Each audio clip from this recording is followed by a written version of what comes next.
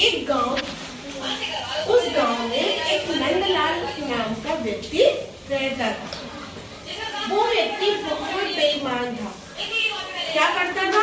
एक दुकान लगाता था। वो दुकान में हर तरह का सामान उसके होता था, लेकिन वो बेईमानी क्या करता था कि वो हर चीज के दाम बढ़ा चढ़ा कर लेता था। जैसे मान लीजिए कॉपी 20 रुपए की है, वो आपसे कहेगा हम 25 रुपए की देंगे, तो आपको लेना मजबूरी थी क्योंकि गांव में कोई दुकान ही और नहीं थी। अकेली दुकान होने के कारण वो हर चीज के दाम बढ़ा चढ़ाकर बेचता था। एक बार एक मीटिंग हुई और मीटिंग में तय हुआ कि आज हम सब लोग नंदलाल को सबक सिखाएंगे। और उस मीटिंग में सब लोगों ने चुपचाप बातें कर ली। नंदलाल को खबर इस बात की नहीं। और उसके बाद सब लोग जोर जोर से बातें करने लगे कि कल हम लोग आम दिवस मनाएंगे, कल हम लोग आम दिवस मनाएंगे।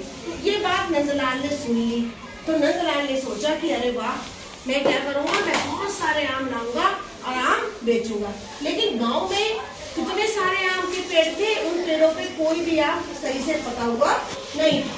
सारे आम कैसे थे? अधकच्चे, कोई कच्चा था, कोई अधकच्चा था। तो नंदलाल ने सोचा कि मैं पड़ोस के गांव से आम खरीद के ले आता हूँ।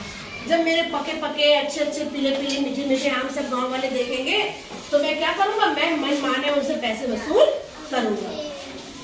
ठीक है, तो खूब सारे फल खरीद के लाया पड़ोस वाले गांव से और उसने बहुत बड़ी सी आम की दुकान लगा ली। लेकिन वो क्या देख रहा था, कोई आम खरीदने ही नहीं आ रहा है उसके पास। सुबह से बैठे बैठे शाम हो गई, अब उसके पास एक भी ग्राहक आम खरीदने नहीं आया। अब वो सोच रहा है क्या चक्कर है भाई, आम तो नहीं ले रहा कोई। फिर उसने अपने आम सस्ते कर दिए कि शायद सस्ते के मारे आम बिक जाए। उसने आम सस्ते करे, फिर भी कोई आम खरीदने नहीं आया। रात हो गई और उसके आम सड़ने लगे। तब उसको समझ में आया कि लग रहा है गांव वालों ने क्या करा है, आज मुझको सबक सिखाने के लिए मेरी दुकान से आम नहीं खरीदा है।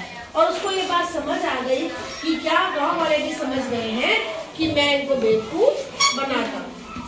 तो जब आप किसी को बेवकूफ बनाते हैं तो कोई व्यक्ति आपसे बेवकूफ कब तक बन जाएगा? 1 दिन, 2 दिन, 4 दिन, आखिरकार उसको समझ में आ जाएगा कि आपकी आदत कैसी है और फिर वो आपको सबक सिखाने की कोशिश करेगा। तो हमें इस कहानी से क्या समझ में आता है कि हमें किसी से चालाकी, बेईमानी, झूठ नहीं बोलना चाहिए।